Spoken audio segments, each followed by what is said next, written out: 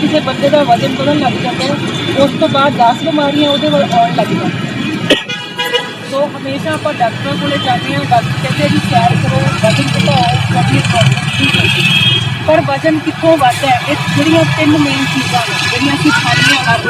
क्योंकि थानू नहीं पता कि ऑलरेडी पता नहीं कितने जगह के अंदर जी बीमारी ऑलरेडी घर कर चुकी है। तो सानू लगता है कि असीं मैडम 10 साल हो गया कोई भी प्रॉब्लम नहीं है, सब कुछ करता है। तो सानू लगता है क्योंकि तंबाकू के सेवन नाल ब्लड प्रेशर की बीमारी, शुगर की बीमारी और इस तो बाद जो आप कहते हैं कैंसर की बीमारी बढ़ गई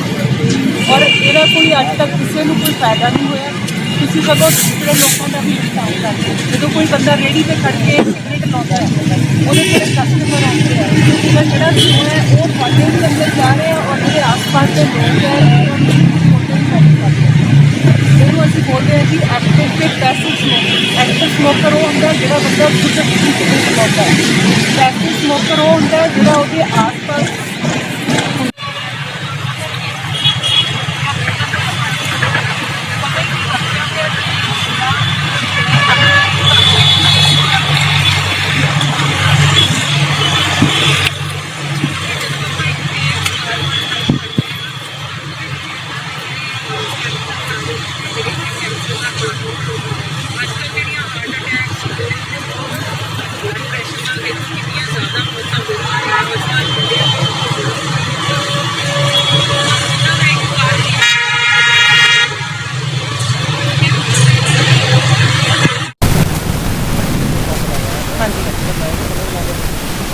सर ये जिहड़ियां ट्रेनिंग्स हो रही हैं ये पंजाब सरकार ते पीजीआई चंडीगढ़ वालों कीतियां जा रही ने और असी school of public health and community medicine department तो हाँ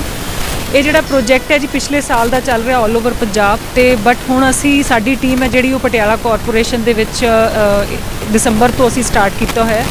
एंड होपफुली है कि अगले 1-2 महीने भी ये कंटिन्यू रहूगा क्योंकि असी पटियाला शहर के जिन्ने भी रेहड़ी वाले उन्होंने असी ये ट्रेनिंग देनी है जिस नाल कि वो अपने काम नूं होर बेहतर कर सकन क्योंकि इन्हां ट्रेनिंग के तहत असी उन्होंने दस रहे हैं कि तुसी सफाई नाल संबंधित किहड़ियां गल्लां नूं ध्यान च रखना है तां जो असी बीमारियां नूं फैलन तो रोक सकीए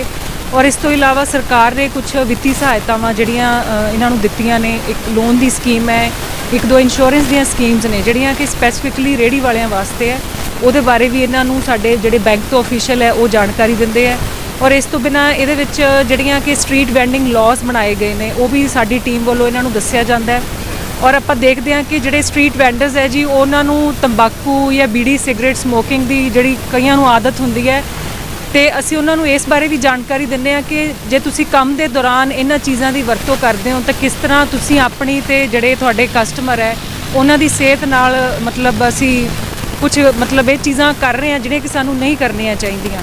और इस ट्रेनिंग तो बाद इन्हां नूं एक सर्टिफिकेट जिहड़ा कि पंजाब लोकल गवर्नमेंट और पीजीआई चंडीगढ़ वालों दिता जाता है एक सेफ्टी किट भी दी जाती है जो कि अपने काम के उपर जाके उत्थे यूज़ कर सकते हैं और एज अ कंपनसेशन सरकार वालों इन्हां नूं 150-150 रुपया भी दिता जाएगा जो कि इन्हां दे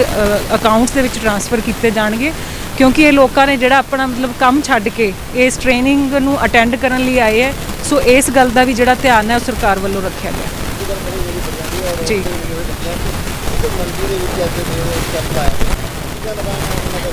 सर ये है कि कॉरपोरेशन वालों जिहड़ियां साइट्स है क्योंकि असी डेली चंडीगढ़ तो आने पीजीआई तो सानू कॉरपोरेशन वालों जिहड़ी साइट ते मतलब दस्सिया जांदा भी जिथे मेन असी इहदे च रेहड़ी वाले जिहड़े कोई भी काम करते हैं चाहे वो फ्रूट वाले है सब्जी का काम करते हैं फास्ट फूड का काम करते हैं या कोई होर किसी तरह का काम करते हैं बट वो है कि रेहड़ी ते जो काम करता है वेंडर असी उन्होंने ये ट्रेनिंग्स देनियां ने तो असी पटियाला शहर दे विच लगभग 4000 वेंडर्स ने साडे कोले जिहड़े इन्हां दी जिहड़ी मतलब साडे कोले डेटा आया है तो असी लगभग 500-600 वेंडर्स नूं असी सर्टिफिकेट जारी कर चुके हैं तो आने वाले दिनों के विच भी ये जिहड़ियां ट्रेनिंग्स है इस तरह जारी रहेंगी।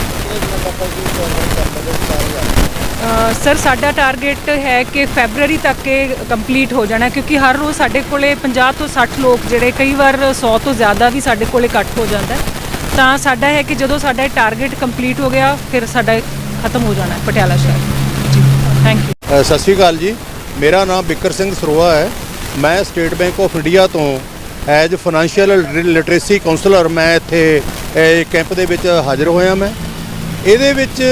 ਜਿਹੜਾ ਸੈਂਟਰ ਗਵਰਨਮੈਂਟ ਦੀਆਂ ਜਿਹੜੀਆਂ ਸਕੀਮਾਂ ਨੇ ਵੱਖ-ਵੱਖ ਜਿਹੜੀਆਂ ਇਹਨਾਂ ਵੈਂਡਰਜ਼ ਵਾਸਤੇ ਜਾਂ ਗਰੀਬ ਤਬਕੇ ਵਾਸਤੇ ਦੇ ਜਿਹੜੀਆਂ ਫ੍ਰੀ ਜਾਂ ਇੱਕ ਨੋਮੀਨਲ ਜੀ ਕੋਸਟ ਦੇ ਉੱਤੇ ਦਿੱਤੀਆਂ ਜਾਂਦੀਆਂ ਨੇ,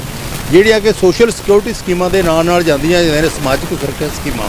ਉਹਨਾਂ ਦੇ ਬਾਰੇ 'ਚ ਮਤਲਬ ਦੱਸਣ ਵਾਸਤੇ ਮੇਰੀ ਡਿਊਟੀ ਲੱਗਦੀ ਹੈ ਇੱਥੇ। ਇਹਨਾਂ ਨੂੰ ਦੋ ਮੇਨ ਜਿਹੜੀਆਂ ਸਕੀਮਾਂ ਸੀ ਉਹ ਦੱਸੀਆਂ ਨੇ, ਜਿਹਦਾ ਨਾਮ ਹੈ ਪ੍ਰਧਾਨ ਮੰਤਰੀ ਸੁਰੱਖਿਆ ਬੀਮਾ ਯੋਜਨਾ ਤੇ ਦੂਜੀ ਦਾ ਨਾਮ ਹੈ ਪ੍ਰਧਾਨ ਮੰਤਰੀ ਜੀਵਨ ਜੋਤੀ ਬੀਮਾ ਯੋਜਨਾ। ਜਿਹੜੀ ਪਹਿਲੀ ਯੋਜਨਾ ਹੈ ਇਹਦੇ 'ਚ 12 ਰੁਪਏ ਸਾਲ ਦਾ ਇੱਕ ਪ੍ਰੀਮੀਅਮ ਲੱਗਦਾ ਹੈ ਜੀ, 1 ਰੁਪਿਆ 1 ਮਹੀਨੇ ਦਾ। ਇਹਦੇ ਵਿੱਚ 2 ਲੱਖ ਰੁਪਏ ਦਾ ਐਕਸੀਡੈਂਟ ਦਾ ਰਿਸਕ ਹੈ ਜਿਹੜਾ ਉਹ ਕਵਰ ਕੀਤਾ ਜਾਂਦਾ ਹੈ। ਅਗਰ ਕਿਸੇ ਵਿਅਕਤੀ ਦੀ ਕਿਸੇ ਐਕਸੀਡੈਂਟ ਦੇ ਵਿੱਚ ਡੈਥ ਹੋ ਜਾਂਦੀ ਹੈ ਤਾਂ ਉਹਦੇ ਪਰਿਵਾਰ ਨੂੰ 2 ਲੱਖ ਰੁਪਏ ਦਾ ਮੁਆਵਜ਼ਾ ਦਿੱਤਾ ਜਾਂਦਾ ਸਰਕਾਰ ਵੱਲੋਂ।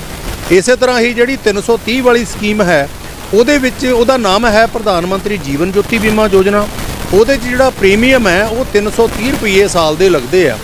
1 ਰੁਪਏ ਤੋਂ ਵੀ ਘੱਟ ਲੱਗਦਾ ਹੈ ਹਰ ਰੋਜ਼ ਦਾ। ਉਹਦੇ ਵਿੱਚ ਜਿਹੜਾ ਰਿਸਕ ਕਵਰ ਕੀਤਾ ਜਾਂਦਾ ਹੈ ਉਹ ਕਿਸੇ ਵੀ ਤਰੀਕੇ ਨਾਲ ਬੰਦੇ ਦੀ ਡੈਥ ਹੋ ਜਾਏ, ਭਾਵੇਂ ਉਹ ਐਕਸੀਡੈਂਟ ਰਾਹੀਂ ਹੋ ਜਾਏ, ਭਾਵੇਂ ਉਹ ਕਿਸੇ ਨੈਚੁਰਲ ਡੈਥ ਹੋ ਜਾਏ, ਕੁਦਰਤੀ ਡੈਥ ਕਿਸੇ ਬਿਮਾਰੀ ਕਾਰਨ, ਕਰੋਨਾ ਕਾਰਨ ਜਾਂ ਕਿਸੇ ਵੀ ਵਜ੍ਹਾ ਕਰਕੇ ਉਹਦੀ ਜੇ ਡੈਥ ਹੋ ਜਾਂਦੀ ਹੈ ਤਾਂ ਉਸ ਪਰਿਵਾਰ ਨੂੰ 2 ਲੱਖ ਰੁਪਇਆ ਮਿਲਦਾ ਹੈ। ਇਹਦੇ ਵਿੱਚ ਜਿਹੜੀ ਉਮਰ ਹੈ ਜਿਹੜੀ 18 ਤੋਂ 70 ਸਾਲ ਹੈ, ਜਿਹੜੀ ਉਹ ਪ੍ਰਧਾਨ ਮੰਤਰੀ ਸੁਰੱਖਿਆ ਬੀਮਾ ਯੋਜਨਾ ਵਾਸਤੇ ਰੱਖੀ ਗਈ ਹੈ। 18 ਤੋਂ 70 ਸਾਲ ਦੇ ਲੋਕ ਇਹਦੇ ਵਿੱਚ ਕਵਰ ਹੁੰਦੇ ਨੇ। ਤੇ ਜਿਹੜੀ ਪ੍ਰਧਾਨ ਮੰਤਰੀ ਜੀਵਨ ਜੋਤੀ ਬੀਮਾ ਯੋਜਨਾ ਹੈ ਇਹਦੇ ਵਿੱਚ 18 ਤੋਂ 50 ਸਾਲ ਦੇ ਲੋਕ ਹੈ ਜਿਹੜੇ ਉਹ ਕਵਰ ਹੁੰਦੇ ਆ। ਲੇਕਿਨ ਜਿਹੜੇ 18 ਤੋਂ 50 ਸਾਲ ਦੇ ਲੋਕੀ ਹੈ ਜੇ ਉਹ ਦੋਨੋਂ ਵੀ ਕਰਾ ਲੈਂਦੇ ਆ, 12 ਰੁਪਏ ਵਾਲੀ ਤੇ 330 ਵਾਲੀ ਵੀ ਕਰਾ ਲੈਂਦੇ ਆ,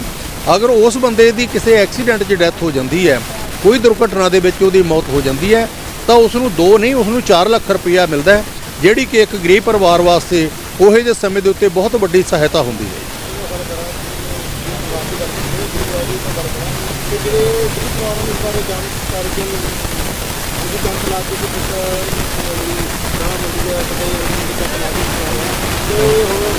ਇਹ ਇਸ ਤਰ੍ਹਾਂ ਹੈ ਜੀ, ਜਿਹੜਾ ਫਾਈਨੈਂਸ਼ੀਅਲ ਲਿਟਰੇਸੀ ਕਾਉਂਸਲਿੰਗ ਜਿਹੜੇ ਇਹ ਕਨਸੈਪਟ ਚੱਲ ਰਹੀ ਹੈ ਇਹ ਰਿਜ਼ਰਵ ਬੈਂਕ ਆਫ ਇੰਡੀਆ ਦੀ ਹੈ। ਇਹਦੇ ਵਿੱਚ ਰਿਟਾਇਰ ਬੰਦਿਆਂ ਨੂੰ ਜਿਹੜੇ ਬੈਂਕ ਦੇ ਆਫੀਸਰ ਹੈਗੇ ਨੇ ਰਿਟਾਇਰ, ਉਹਨਾਂ ਨੂੰ ਇੰਗੇਜ ਕੀਤਾ ਗਿਆ ਹੈ। ਵੱਖ-ਵੱਖ ਬੈਂਕਾਂ ਨੇ ਰੱਖੇ ਨੇ, ਜਿਹਦੇ ਵਿੱਚੋਂ ਕਿ ਮਤਲਬ ਸਟੇਟ ਬੈਂਕ ਆਫ ਇੰਡੀਆ ਦਾ ਜਿਹੜਾ ਨੰਬਰ 1 ਹੈਗਾ, ਇਹਦੇ ਵਿੱਚ ਮੈਂ ਸਟੇਟ ਬੈਂਕ ਆਫ ਇੰਡੀਆ ਵੱਲੋਂ ਫਾਈਨੈਂਸ਼ੀਅਲ ਲਿਟਰੇਸੀ ਕਾਉਂਸਲਰ ਮੈਂ ਭਰਤੀ ਕੀਤਾ ਗਿਆ। ਮੇਰਾ ਕੰਮ ਹੀ ਇਹ ਹੈ ਕਿ ਮੈਂ ਸਾਰੇ ਮਹੀਨੇ ਮਤਲਬ ਚੱਲਦਾ। ਇਹ ਤਾਂ ਇੱਕ ਪਾਰਟੀਕੂਲਰਲੀ ਨਗਰ ਨਿਗਮ ਵਾਲਿਆਂ ਨੇ ਮੈਨੂੰ ਸਪੈਸ਼ਲੀ ਲੀਡ ਬੈਂਕ ਦੇ ਥਰੂ ਮੈਨੂੰ ਬੁਲਾਇਆ ਗਿਆ ਇੱਥੇ ਕਿ ਮੈਂ ਇਹਨਾਂ ਮੰਡੀਆਂ 'ਚ ਜਾ ਕੇ ਵੀ, ਕਿਉਂਕਿ ਜਿਹੜਾ ਗਰੀਬ ਤਬਕਾ ਹੈ ਇੱਥੇ ਜ਼ਿਆਦਾ ਇਕੱਠਾ ਹੁੰਦਾ, ਲੋਕਾਂ ਦੀ ਸਹੂਲਤ ਵਾਸਤੇ ਅਸੀਂ ਇਹਨਾਂ ਦੀ ਸਾਈਟ ਮਤਲਬ ਚੂਜ਼ ਕਰਕੇ ਇੱਥੇ ਇਹਨਾਂ ਲੋਕਾਂ ਨੂੰ, ਜਿਵੇਂ ਕਿ ਆਪਾਂ ਕਹਿੰਦੇ ਆ ਵੀ ਬੈਂਕ ਐਟ ਦੀ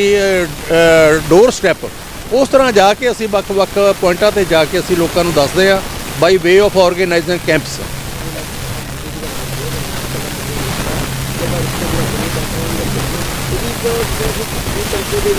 ਇਹ ਅਸੀਂ ਜਿਹੜੇ ਸਟੇਟ ਬੈਂਕ ਆਫ ਇੰਡੀਆ ਦੀ ਜਿਹੜੀ ਹਦਾਇਤ ਹੈ, ਅਸੀਂ ਵੱਖ-ਵੱਖ ਪਿੰਡਾਂ 'ਚ ਜਾ ਕੇ, ਜਿਹੜੀਆਂ ਪਿੰਡਾਂ ਦੇ ਵਿੱਚ ਸਾਰੇ ਬ੍ਰਾਂਚਾਂ ਦੀਆਂ ਬੈਂਕਾਂ ਦੀਆਂ ਬ੍ਰਾਂਚਾਂ ਨੇ ਜਿਹੜੀਆਂ, ਕਿਉਂਕਿ ਇਹ ਰਿਜ਼ਰਵ ਬੈਂਕ ਦਾ ਹੈ, ਰਿਜ਼ਰਵ ਬੈਂਕ ਦੇ ਅੰਡਰ ਸਾਰੀਆਂ ਬੈਂਕਾਂ ਆਉਂਦੀਆਂ ਨੇ, ਚਾਹੇ ਉਹ ਸਟੇਟ ਬੈਂਕ ਹੈ, ਚਾਹੇ ਉਹ PNB ਹੈ, ਚਾਹੇ ਕੋਈ ਵੀ ਬੈਂਕ ਹੈ। ਹਰ ਇੱਕ ਪਿੰਡਾਂ ਦੇ ਵਿੱਚ ਤਕਰੀਬਨ ਕਿਸੇ ਨਾ ਕਿਸੇ ਬੈਂਕ ਦੀ ਕੋਈ ਨਾ ਕੋਈ ਬ੍ਰਾਂਚ ਹੈ। ਲੀਡ ਬੈਂਕ ਦੇ ਥਰੂ, ਕਿਉਂਕਿ ਜ਼ਿਲ੍ਹੇ ਦਾ ਬੈਂਕ ਹੁੰਦਾ ਹੈ ਉਹਨਾਂ ਨੇ ਸਾਰੇ ਬੈਂਕਾਂ ਨੂੰ ਹਦਾਇਤਾਂ ਕੀਤੀਆਂ ਹੋਈਆਂ ਨੇ ਕਿ ਜਿੱਥੇ ਵੀ ਉਹ ਆਪਣੇ ਏਰੀਏ ਦੇ ਵਿੱਚ ਇਸ ਤਰ੍ਹਾਂ ਦੇ ਕੈਂਪ ਕਰਵਾਉਣਾ ਚਾਹੁੰਦੇ ਹੋਣ, ਕਿਉਂਕਿ ਫ੍ਰੀ ਆਫ ਕਾਸਟ ਨੇ, ਉਹਨਾਂ ਨੂੰ ਲੀਡ ਬੈਂਕ ਦੇ ਥਰੂ ਜਦੋਂ ਉਹ ਕਿਤੇ ਵੀ ਡਿਮਾਂਡ ਕਰਦੇ ਆ ਤਾਂ ਉੱਥੇ ਸਾਨੂੰ ਭੇਜਿਆ ਜਾਂਦਾ, ਅਸੀਂ ਕਰਦੇ ਹਾਂ। ਮਹੀਨੇ ਦੇ ਵਿੱਚ ਤਕਰੀਬਨ 12 ਤੋਂ 15 ਤੱਕ ਕੈਂਪ ਜਾਣੀ ਹਰ ਇੱਕ ਏਰੀਏ ਦੇ ਵਿੱਚ, ਰੂਰਲ ਏਰੀਏ 'ਚ ਵੀ ਜਾ ਕੇ ਹੋ ਜਾਂਦੇ ਨੇ। ਜਿਸ ਦਿਨ ਕਿਸੇ ਰੂਰਲ ਏਰੀਆ 'ਚ ਨਹੀਂ ਜਾਂਦੇ ਉਸ ਦਿਨ ਲੋਕਲ ਅਸੀਂ ਰਹਿ ਕੇ ਇੱਦਾਂ ਦੇ ਵੱਖ-ਵੱਖ ਜਿੱਥੇ ਸਾਨੂੰ ਗੈਦਰਿੰਗ ਜ਼ਿਆਦਾ ਮਿਲਦੀ ਹੈ, ਲੋਕਾਂ ਨੂੰ ਅਨਾਉਂਸਮੈਂਟ ਕਰਕੇ, ਪਿੰਡਾਂ ਦੇ ਵਿੱਚ ਅਨਾਉਂਸਮੈਂਟ ਕਰਕੇ ਲੋਕਾਂ ਨੂੰ ਜਾਣਕਾਰੀ ਦਿੱਤੀ ਜਾਂਦੀ ਹੈ।